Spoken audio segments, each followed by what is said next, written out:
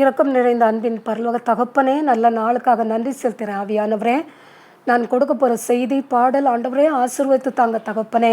Music போடுற தம்பியும் கூட நீங்கள் ஆசீர்வதிங்க. ஆவியானவரே, என்னையை மறைச்சிக்கங்க. நீங்கள் எனக்கு வசனங்களை செய்திகளை சொல்லித்தாங்க, பொறுப்படுத்துக்கங்கப்பா. தொடக்கம் முதல் முடிவு வரை உடைய பிரசன்னம் இருக்கட்டும் தகப்பனே. இயேசுவின் நாமத்தில் வேண்டுகிறேன் பிதாவே, ஆமேன். முதல்ல ஒரு பாடல்.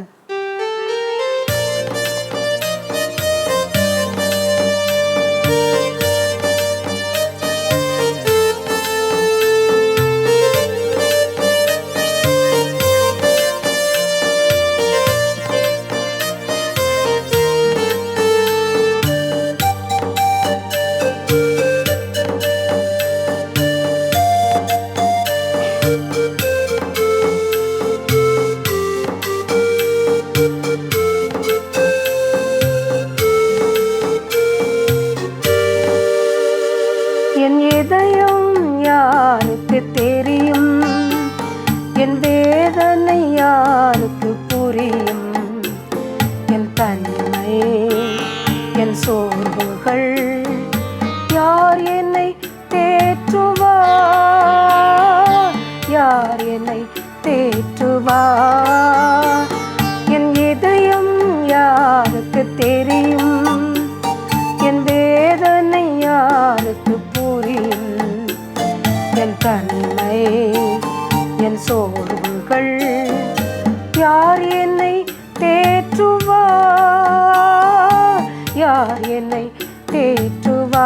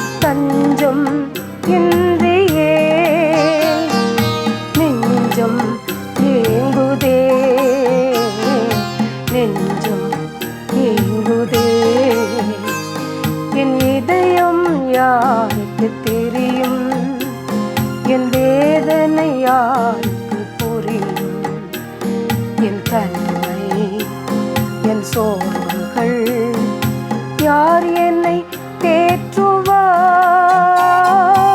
யார் என்னை தேற்றுவார்.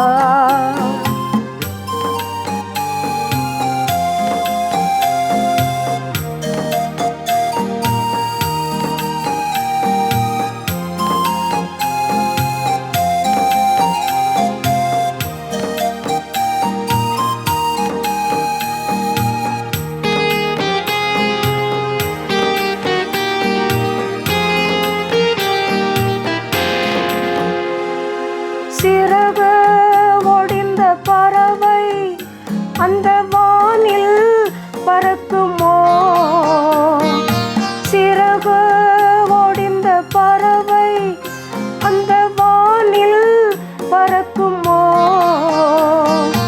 உடைந்த உள்ளமும் ஒன்று சேருமோ, உடைந்த உள்ளமும் ஒன்று சேருமோ, ஒன்று சேருமோ. என் இதயம் யாருக்கு தெரியும், என் வேதனை யாருக்கு புரியும்,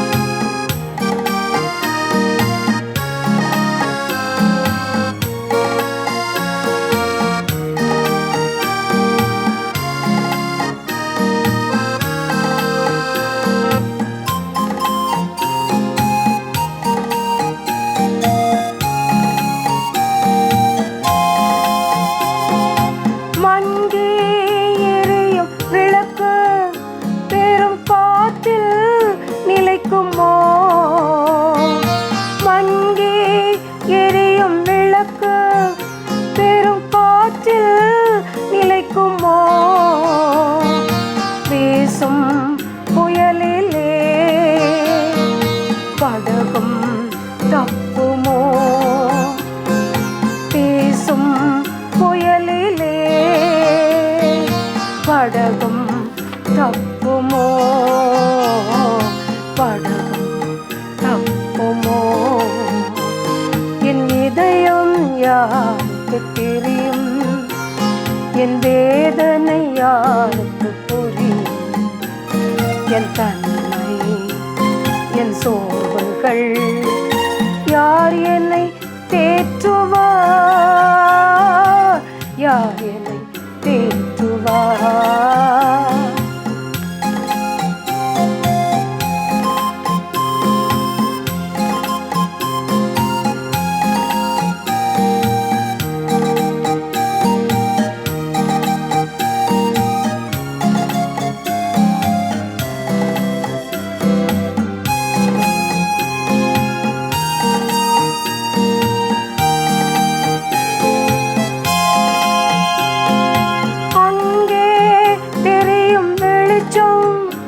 அது கலங்கரை தீபமோ?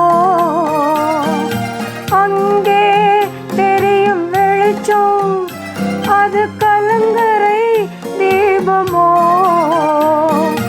இயேசு ராஜனின் முகத்தின் வெளிச்சமே, இயேசு ராஜனின் முகத்தின் வெளிச்சமே, முகத்தின் வெளிச்சமே. என் இதயம் இயேசுவுக்கு தெரியும், என் வேதனை இயேசுவுக்கு புரியும். என் தனிமை, என் சோர்வுகள் இயேசனை தேற்றுவார், இயேசனை தேற்றுவார். என் இதயம் இயேசுவுக்கு தெரியும், என் வேதனை இயேசுவுக்கு புரியும். என் தனிமை, என் சோர்வுகள் இயேசனை தேற்றுவார், இயேசனை தேற்றுவார். ஆண்டவராகிய இயேசு கிறிஸ்துவின் நாமத்தினால உங்கள் எல்லாருக்கும் என்னுடைய பணிவான வணக்கத்தை நான் தெரிவிச்சுக்கிறேன். ஆண்டவராகிய இயேசுவுக்கு மகிமை, கனம், வல்லமை உண்டாகட்டும். இன்றைக்கி நான் உங்களுக்கு கொடுக்க போகிற தலைப்பு நம் இருதயத்தில் இயேசு. நம் இருதயம் எப்படிலாம் இருக்கும், எப்படிலாம் இருக்குது அப்படிங்கிறத பற்றி நம்ம பார்க்க போகிறோம். இருதயம், அதாவது எல்லாருக்கும் சிலர் கேட்பாங்க, உனக்கு இருதயம் இருக்கா, உனக்கு இதயம் இருக்கா, நீ இப்படி பேசுறிய அப்படின்னு கேட்பாங்க. இருதயம் நமக்கு மெயின், அப்படி தானே?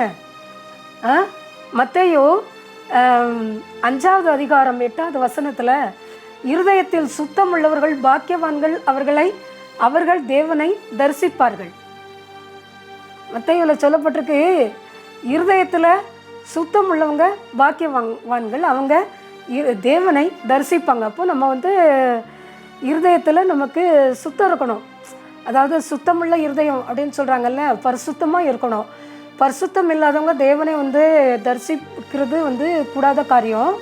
ஏன்னா அதனால் நம்ம என்ன செய்யணும், பரிசுத்த உள்ளத்தோடு இருக்கணும். பரிசுத்தம்னா என்னது? பாவத்துக்கு விலகி நீதிக்கு பிழைக்கணும், பாவத்துக்கு விலகணும், அருவருப்பான காரியங்களுக்கு விலகணும், என்ன அதெல்லாம் ஒழிக்கணும். தேவனுக்கு பிரியமுள்ள வழியில், பரிசுத்தமான வழியில் நடக்கணும். நமக்கு நல்ல நண்பர்களை நம்ம எடுக்கணும். என்ன துன்மார்க்கனுடைய வழியில் நம்ம நடக்கக்கூடாது. ஆனால் நம்ம நீதிமான்களாக வாழும்போது மட்டும்தான் நம்ம இருதயம் பரிசுத்தமாக இருக்க முடியும். நம்ம பரிசுத்தமாக இருந்தால் மாத்திரம்தான் நம்ம தேவனை தரிசிக்க முடியும். அதான் வேதம் என்ன சொல்லுதுன்னா, நீ பரிசுத்தமாக இருங்க. அப்போ நம்ம ஆண்டவரை தரிசிக்கணும்னா நம்ம இருதயத்தில் பரிசுத்தம் வேணும். அதாவது பாவத்துக்கு விலக்கிடணும். நம்ம ஆண்டவருக்கு முதல்ல பயப்படணும், கர்த்தருக்கு பயப்படணும். கர்த்தருக்கு பயந்த ஒரு வழிகளில் நடக்கிற மனுஷன் பாக்கியவான் சொல்லப்பட்டிருக்குல்ல. எல்லா விஷயத்திலும் நம்ம ஆண்டவருக்கு பயந்து நடங்கணும். ஆண்டவருக்கு பயந்தால் மட்டும்தான் நம்ம பரிசுத்தமாக வாழ முடியும். மனுஷனுக்கு பயந்து பிரயோஜனம் கிடையாது. அதான் ஆண்டவர் சொல்கிறாங்க, நீ ஆண்டவருக்கு பயப்படு, பரிசுத்தமாக இரு. ஆண்டவர் அப்போ நம்ம பரிசுத்தமாக இருக்கும்போது மட்டும்தான் ஆண்டவர் நமக்கு பரிசுத்த ஆவியை கொடுக்க முடியும். தேற்றற வாழனை நமக்கு கொடுப்பாங்க. அப்போ நம்ம பரிசுத்தமாக இருக்க முடியும். நம்ம நித்திய ஜீவனை நம்ம பெற்றுக்கொள்ள முடியும். அப்போ இருதயத்தை நம்ம சுத்தமாக வச்சுக்கிடணும். சுத்தமான அந்த மற்ற அருவருப்பான காரியங்களுக்கு நம்ம இடம் கொடுக்கக்கூடாது. ஒருத்தன் வந்து உனக்கு வேண்டாம், நீங்கள் வா நீங்கள் வா, நம்ம கொஞ்ச நேரம் நம்ம சந்தோஷமாக இருப்போம், நம்ம நல்லா அந்த சாத்தானி இப்போ நீ வேறு ஒரு கோயிலுக்கு போவ, இந்த கோயிலுக்கு வா, இங்கே நல்லாயிருக்கும், இந்த படத்தை பாரு, இங்கே நல்லாயிருக்கும், இது புது படம் ரிலீஸ் ஆகிருக்கு வா அப்படின்னு கூப்பிட்டு போகும்போது நம்ம இருதயம் வந்து சுத்தமாக இருக்க முடியாது. அருவருப்பாக நம்ம இருப்போம். அதனால தான் பரிசுத்தமாக இருக்கணும். அது மட்டும் இல்லை, மற்ற கேளிக்கைகள் மற்ற இடங்களுக்கெல்லாம் கூட்டிகிட்டு போகிறாங்கல்ல, அருவருப்பான பாவங்கள், அதுக்கெல்லாம் நம்ம விலக்கிடணும். அப்போ தான் இருதயம் சுத்தமாக இருக்கும். அப்போ தான் நம்ம ஆண்டவரை ஏற்றுக்கிட முடியும். புரியுதா? மத்தேயு 20:32 என்ன சொல்லப்பட்டிருக்குன்னா, விரியம் பாம்பு குட்டிகளே, நீங்கள் பொல்லாதவர்களாய் இருக்க நல்லவைகளை எப்படி நீங்கள் பேசுவீங்க? இருதயத்தின் நிறைவினால் வாய் பேசும். மனுஷன் இருதயத்தில் பொல்லாத பொக்கிஷத்தில் இருந்தால் அவங்க வந்து பொல்லாதவைகளை எடுத்து காட்டுகிறான். பொல்லாத மனுஷன் பொல்லாதவைகளை பேசுகிறான். அப்போது பொல்லாத மனுஷன் வந்து பொல்லாததை எடுத்து பேசுகிறான். நல்ல இருதயத்தில் உள்ளவன் பரிசுத்தமுள்ள வார்த்தைகளை வந்து பேசுகிறான். அதான் ஆண்டவர் சொல்கிறாங்க. என்ன சொல்கிறாங்கன்னா, இந்த ஜனங்கள் வாயினால் என்னை அறிக்கையிடுறாங்க. அப்போது என்ன சொல்கிறாங்கன்னா, இருதயத்தின் நிறைவு தான் வாய் பேசும். இருதயத்தின் நிறைவு வாய் பேசும். நீ இருதயத்தில் என்ன நினைக்கியோ அதைத்தான் நீ சொல்ல முடியும். இப்போ வந்து திடீர்னு வந்து ஒரு பரிசுத்தம் இல்லாமல் இருக்கவங்ககிட்ட போய் நீ ஆண்டவரை பற்றி சொல்லுன்னா அவங்களால சொல்ல முடியாது. ஏன்னா ஆண்டவரை பற்றி நம்ம அறிஞ்சவங்களை தான் மற்றவங்களுக்கு வந்து சொல்ல முடியுமே தவிர, மற்றபடி அசுத்தமாக இருக்கிறவங்க, என்ன தேவனுக்கு பிரியமில்லாதவங்க வாழ்கிறவங்க ஆண்டவரை பற்றி சொல்ல முடியாது. அப்போ இருதயத்தில் வந்து இருதயத்தின் நிறைவு வாய் பேசும். இருதயத்தில் என்னென்ன குடியிருக்கோ, இருதயத்தில் பிசாசு இருந்தால் அப்போ பிசாசு வார்த்தை தான் உனக்கு வெளியே வரும். அதான் ஆண்டவர் சொல்கிறாங்க, உன் வாயிலேருந்து கெட்ட வார்த்தை புறப்பட வேண்டாம், பக்தி விருத்திக்கு ஏதுவான வார்த்தையை நீங்கள் பேசுங்க அப்படின்னு சொல்கிறாங்க. அப்போது இருதயத்தின் நிறைவு வாய் பேசும். உன் இருதயத்தில் என்ன நினைக்கியோ அதைத்தான் நீ சொல்லுவேன். அப்போ நம்ம என்ன செய்யணும்? நல்ல காரியத்தை நம்ம நினைக்கும் போது நம்ம நல்ல காரியத்தை பேசுவோம். மற்றவங்களுக்கு பிரயோஜனமாக உள்ள வழியில் பேசினா தான் அது கர்த்தருக்கும் பிரியும், மனுஷனுக்கும் பிரியும். அதனால் இருதயத்தில் நல்ல சிந்தனை உள்ளவங்களாக நம்ம இருப்போம். அதைத்தான் ஆண்டவர் வந்து விரும்புகிறாங்க. மத்தேயு 15:7 என்ன சொல்லப்பட்டிருக்குன்னா, மாயக்காரரே, உங்களை குறித்து இந்த ஜனங்கள் வந்து தங்கள் வாயினால் என்னிடத்தில் சேர்ந்து தங்கள் உதடுகளினால் என்னை கனம் பண்ணுகிறார்கள். உதடுனால என்னை கனம் பண்ணுறாங்க, ஆனால் அவர்கள் இருதயமோ எனக்கு தூரமாக இருக்கிறது அப்படின்னு சொல்கிறாங்க. தூரமாக இருக்குது அப்படின்னு இதில் சொல்லப்பட்டிருக்கு. அதாவது உதடுகளினால கனம் பண்ணுறது. இப்போ இயேசு நம்ம உதடில் சொல்கிறோம், சரி இயேசுவை பற்றி இயேசு நல்லவங்க அப்படின்னு நீங்கள் சொல்கிறீங்க, ஆனால் உள்ளத்தில் அப்படி அவங்க எப்படியோ அப்படி ஒரு மாதிரி நினைக்கிறது.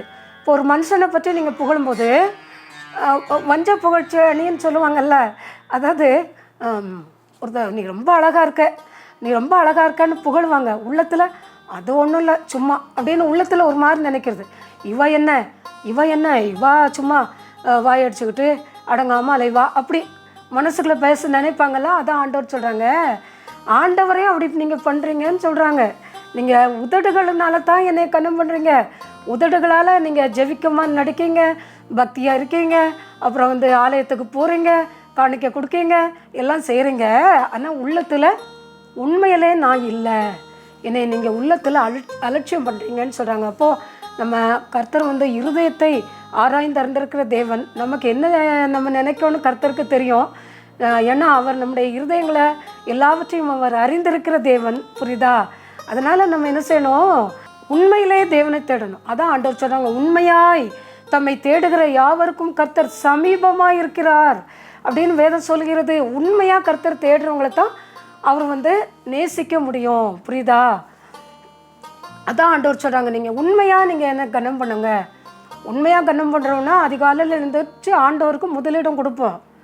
சும்மா பிசாசையும் வணங்கிக்கிட்டு ஆண்டவரையும் ஆண்டவர்கிட்ட ஜெபம் பண்ணிக்கிட்டு அதே சமயத்தில் நீங்கள் பிசாசையும் அந்த பாட்டையும் கேட்டுக்கிட்டு அந்த படத்தையும் பார்த்துக்கிட்டு இருந்தீங்கன்னா அது உண்மையான ஜெபமா? உண்மையாகவே நீங்கள் ஆண்டவரை கனம் பண்ணுறீங்க, ஆண்டவரை கனவீனம் பண்ணுறீங்கன்னு அர்த்தம் அப்படின்னா. அதனால் ஆண்டவர் என்ன சொல்கிறாங்க, நம்ம உண்மையிலே கர்த்தரை கனம் பண்ணணும். அதைத்தான் ஆண்டவர் வந்து விரும்புகிறாங்க. அதைத்தான் ஆண்டவர் வந்து எல்லார்ட்டையும் எதிர்பார்க்குறது. அதைத்தான் ஆண்டவர் இன்னும் மத்தேயுவில் ஒரு இடத்துல சொல்கிறாங்க, நீ உன் தேவனாகிய கர்த்தரிடத்துல முழு இருதயத்தோடும் முழு ஆத்மாவோடும் அன்பு காட்டு, முழு மனதோடு நீ அன்பு கூறணும், இதுதான் முதலாம் கற்பனையாக இருக்குது அப்படின்னு மத்தேயுவில் சொல்லப்பட்டிருக்கு. நம்ம அப்படி அன்பு காட்டுறோமா? முழு மனசோட முழு ஆத்மாவோட முழு இருதயத்தோட அன்பு காட்டுறோமா? இல்லை அறகுறை மனசோட அரை மனசில் ஆண்டவர்கிட்ட கொஞ்சம் அன்பு, பிசாசுகிட்ட கொஞ்சம் அன்பு, அப்புறம் இயேசுகிட்ட கொஞ்சம் அன்பு, அடுத்தது மற்ற மனுஷங்கிட்ட அன்பு, அப்புறம் இயேசுகிட்ட அன்பு, மற்றபடி அருவருப்பான காரியங்கள் செய்கிறது. அப்போ இயேசுகிட்ட நம்ம முழு மனதோட முழு ஆத்மாவோட முழு இருதயத்தோடு நம்ம அன்பு காட்டினோம்னா கண்டிப்பாக நம்ம தவறான வழிக்கு போக மாட்டோம், அசுத்தமான எண்ணங்களில் நம்ம விழமாட்டோம், இந்த உலகத்தின் இச்சையில் நம்ம விழமாட்டோம், நம்ம மாம்ச இச்சைக்கு இடம் கொடுக்காம நம்ம நித்திய ஜீவனை அடைவோம். உண்மையான அன்பு காட்டும்போது கர்த்தரும் நம்மளை வந்து உண்மையாகவே நேசிப்பாங்க. புரியுதா? நம்ம உண்மையான அன்பு காட்டணும்னா அவங்க நம்மளை விட்டுருவாங்க. அதான் ஒரு இடத்துல சொல்லப்பட்டிருக்கு, நீ அவங்கள தேடினா அவங்க உங்களுக்கு தென்படுவாங்க, நீ கர்த்தரை விட்டுட்டீங்கன்னா அவரும் உன்னையும் விட்டுருவாருன்னு சொல்கிறாங்க. அதுதான் முதல்ல உங்களுக்கு நீங்கள் நல்லா தேடுற மாதிரி தேடுறீங்க, பிறகு பின்வாங்கி போடுறீங்க, அதுக்கு வேண்டாம் அப்படின்னு ஆண்டவர் சொல்கிறாங்க. இன்னும் யோவான் 16:22 என்ன சொன்னாங்கன்னா, நீங்களும் இப்பொழுது துக்கமடைந்திருக்கிறீர்கள், ஏன்னா நான் மறுபடியும் உங்களை காண்பேன், அப்பொழுது உங்களுடைய இருதயம் வந்து சந்தோஷப்படும், உங்கள் சந்தோஷத்தை ஒருவனும் உங்களிடமிருந்து எடுத்துக்கொள்ள முடியாது. இது சந்தோஷப்படக்கூடிய இருதயம். அதாவது ஆண்டவர் இயேசு சொல்கிறாங்க, இல்லை என்ன சொல்கிறாங்கன்னா, நான் வந்து நீங்கள் இப்போ இருக்கீங்க, நீங்கள் இப்போ வந்து என்ன செய்யணும், ரொம்ப துக்கமடைஞ்சிருக்கீங்க, நான் போகிறேன்னு சொல்லி. ஏன்னா ஆண்டவர் வந்து நமக்காக வந்து அந்த சிலுவை மரணத்தை சந்திக்க போகிறாங்கல்ல, அதை சீஷர்கிட்ட சொல்லும்போது அங்கே சீஷர்கள் ரொம்ப துக்கமாக இருக்காங்க.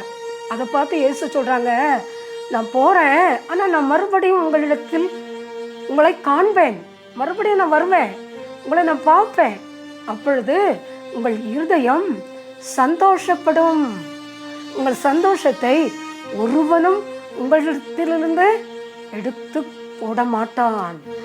ஆண்டவர் சொல்கிறாங்க, இயேசு நான் மறுபடியும் உங்ககிட்ட நான் வருவேம்மா, அப்போது உங்கள் இருதயம் சந்தோஷப்படும், யாரும் உங்கள் சந்தோஷத்தை உங்களை விட்டு எடுக்க முடியாது. இயேசு நம்மக்கிட்ட வந்துட்டாங்கன்னா நம்ம சந்தோஷத்தை யார் எடுக்க முடியும்? பிசாசால் எப்படி எடுக்க முடியும்? அதான் நான் மறுபடியும் உங்களை பார்ப்பேன். அவங்க சொன்னபடியே சீஷர்களை பார்த்தாங்கல்ல, இயேசு உயிர்த்தெழுந்து அவங்களுக்கு தரிசனம் ஆனாங்கல்ல, அப்போ அவங்க எவ்வளோ சந்தோஷப்பட்டாங்க சீஷர்கள். இப்போ அந்த சந்தோஷத்தை அவங்கள யாரால எடுக்க முடிஞ்சுதா? கடைசியில் அவ்வளோ அப்போஸ்தலர்களும் இரத்த சாட்சியாக மறிச்சாங்க. அப்போது ஆண்டவர் நம்ம இருதயத்துக்குள்ளே வரும்போது நமக்கு உலகம் தரக்கூடாத ஒரு சந்தோஷம், உலகம் தரக்கூடாத ஒரு சமாதானம் வரும். அதை யாராலும் ஒருவனாலும் அதை எடுத்து போட முடியாது. பிசாசெல்லாம் ஒன்றும் செய்ய முடியாது. அவனை ஆண்டவர் வந்து அதம் பண்ணி போட்டுருவாங்க. நம்ம இருதயத்துக்குள்ள நம் தேவனாகிய கர்த்தர் வரும்போது நம்ம சந்தோஷம் சொல்லி முடியாது. ஏன்னா அந்த சந்தோஷத்தை யாராலும் பறிக்க முடியாது.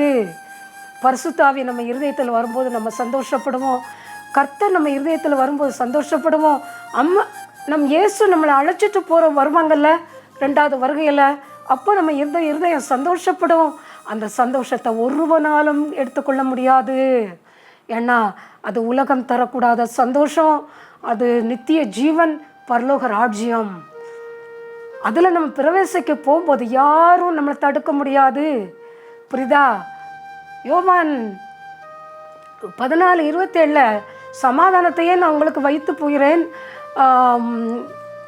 என்னுடைய சமாதானத்தையே நான் வந்து உங்களுக்கு கொடுக்கிறேன், உலகம் கொடுக்குற பிரகாரம் நான் உங்களுக்கு கொடுக்கறதில்லை, உங்கள் இருதயம் கலங்காமலும் பயப்படாமலும் இருப்பதாக. நான் போகிறேன், ஆனால் உங்கள் இருதயம் கலங்கக்கூடாது. நான் உலகம் தரக்கூடாத சமாதானத்தை உங்களுக்கு தரேன். அதனால் நீங்கள் பயப்படாமலும் கலங்காமலும் இருங்க அப்படின்னு சொல்கிறாங்க.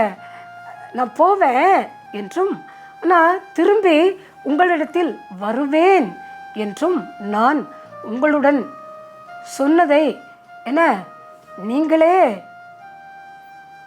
சொன்னதை கேட்டீர்களே. நான் சொன்னேன்ல போவேன், நான் திரும்ப வருவேன்னு உங்கள்கிட்ட நான் சொன்னேன்ல, நீங்கள் கேட்டீங்கல்ல, அப்போ ஏன் கவலைப்படுறீங்க?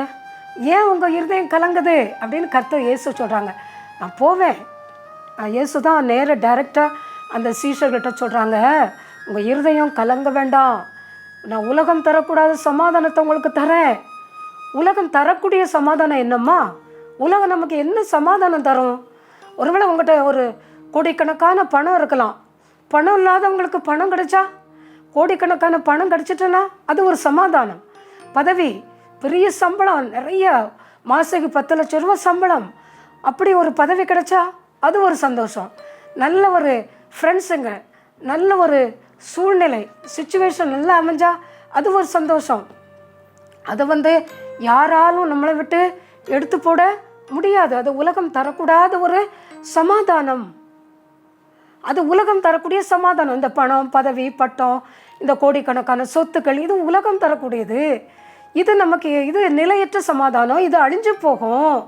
என்ன, அது நமக்கு கொஞ்ச நேரம். நிலையான சமாதானம் நித்திய ஜீவன். கர்த்தர் கொடுக்கக்கூடிய இந்த நிலையான சமாதானம், அதான் ஆண்டவர் சொல்கிறாங்க, நான் உனக்கு நிலையான சமாதானத்தை தரேன். உலகம் தரக்கூடிய சமாதானத்தை உனக்கு நான் தரலை, உலகம் தரக்கூடாத சமாதானத்தை தரேன், நித்திய ஜீவன் உங்களுக்கு தாரேன். ஆனால் நீங்கள் கவலைப்படாதீங்க அப்படின்னு கர்த்தர் சொல்கிறாங்க. நம்ம நம்மக்கிட்ட இயேசு நித்திய ஜீவன் இயேசுக்கிட்ட போகிறோம், நம்ம எதுக்கு கவலைப்படணும்? அதுதான் உலகம் தரக்கூடாத சமாதானம். இந்த கோடிக்கணக்கான ரூபாயை வச்சு எவ்வளோ நாளைக்கு நீங்கள் செலவழிச்சிருவீங்க? பணத்தில் உருண்டு பிறண்டாலும் அந்த நித்திய ஜீவனுக்குரிய சமாதானம் நமக்கு கிடைக்குமா? யோசிச்சு பாருங்கள். அதான் ஆண்டவர் சொல்கிறாங்க, உன் இருதயம் கலங்காமல் இருக்கட்டும் அப்படின்னு சொல்கிறாங்க. நான் போவேன் என்றும் நான் திரும்பி உங்களிடத்தில் வருவேன் என்றும் நான் உங்களிடத்தில் சொன்னதை நீங்கள் கேட்டீங்கல்ல, அப்போ ஏன் கவலைப்படுறீங்க? நான் தான் போவேன், திரும்ப வந்துடுவேன்ல, ஏன் கவலைப்படுறீங்கன்னு சீசர்ட்டு சொல்கிறாங்க. அதே வார்த்தையை தான் நம்மகிட்டே சொல்கிறாங்க.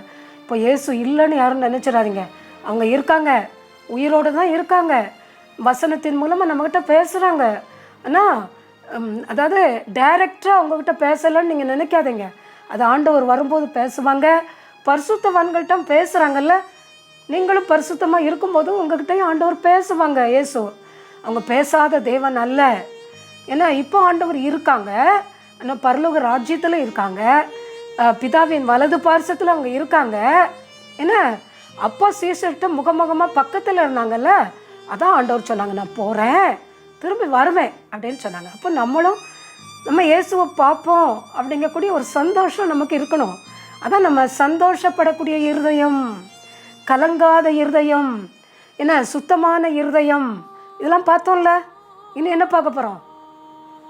முரட்டாட்டம் உள்ள இருதயம். அதாவது ஆண்டவர் இயேசு வரப்போகிறாங்க, நம்மக்கிட்ட பேச போகிறாங்க, நம்மளை பரலோக ராஜ்யத்துக்கு அழைச்சிட்டு போகிறாங்க. அதனால நம்ம இருதயம் கலங்கக்கூடாது, சந்தோஷப்படணும். புரியுதா?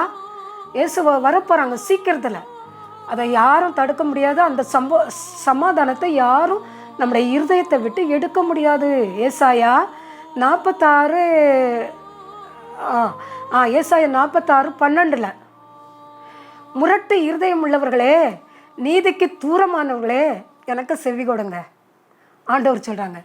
முரட்டு இருதயம், முரட்டுத்தனமான இருதயம். சிலருக்கு என்னத்தை சொன்னாலும் உரைக்காது.